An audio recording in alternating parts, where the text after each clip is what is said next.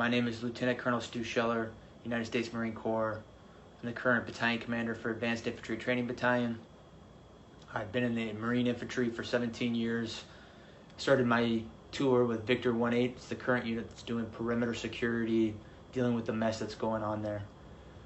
You can see open source reporting that there was an explosion and some people were killed. I know through my inside channels that one of those people that were killed was someone that I have a personal relationship with. Won't go into more details because the families are still being notified. Not making this video because it's potentially an emotional time. Making it because I have a growing discontent and contempt for my perceived ineptitude at the foreign policy level, and I want to specifically ask some questions to some of my senior leaders. And I'll say, as a person that's not at 20 years, I feel like I have a lot to lose. If you play chess, you can only see 2 to 3 moves out because there's too many variables. I thought through if I post this video, what might happen to me, especially if the video picks up traction, if I have the courage to post it. But I think what you believe in can only be defined by what you're willing to risk.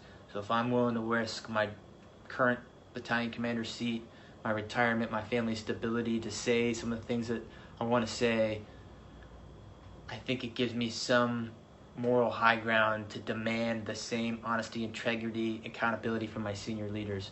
And so I want to start with, we'll just use the Marine Corps.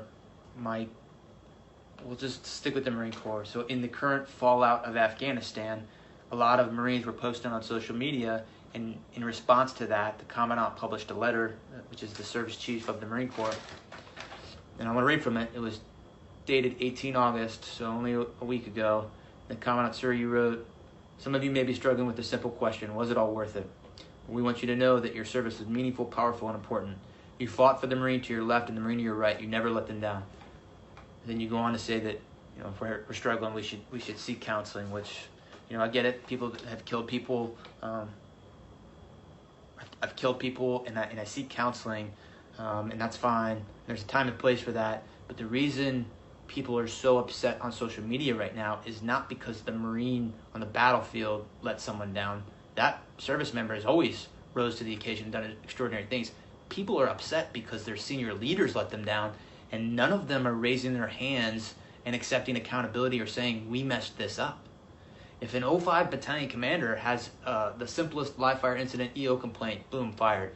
But we have a Secretary of Defense that testified to Congress in May that the Afghan National Security Force could withstand the Taliban advance. We have chairmen of Joint Chief, who the Commandant is a member of that, who's supposed to advise on military policy. We have a Marine combatant commander. All of these people are supposed to advise, and I'm not saying we've got to be in Afghanistan forever, but I am saying, did any of you throw your rank on the table and say, hey, it's a bad idea to evacuate Bagram Airfield, the strategic air base, before we evacuate everyone? Did anyone do that? And when you didn't think to do that, did anyone raise their hand and say, we completely messed this up? I've got battalion commander friends right now that are posting similar things, and they're saying, wondering if all the lives were lost and if it was in vain, all those people that we've lost over the last 20 years. And he goes on to say that we're all part of a chain.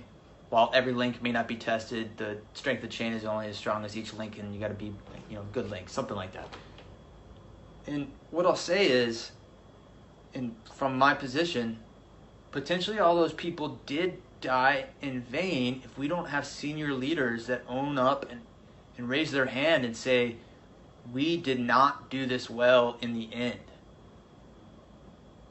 Without that, we just keep repeating the same mistakes. This amalgamation of the economic / corporate / political / higher military ranks are not holding up their end of the bargain.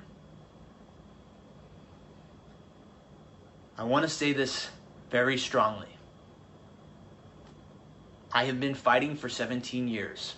I am willing to throw it all away to say to my senior leaders, I demand accountability.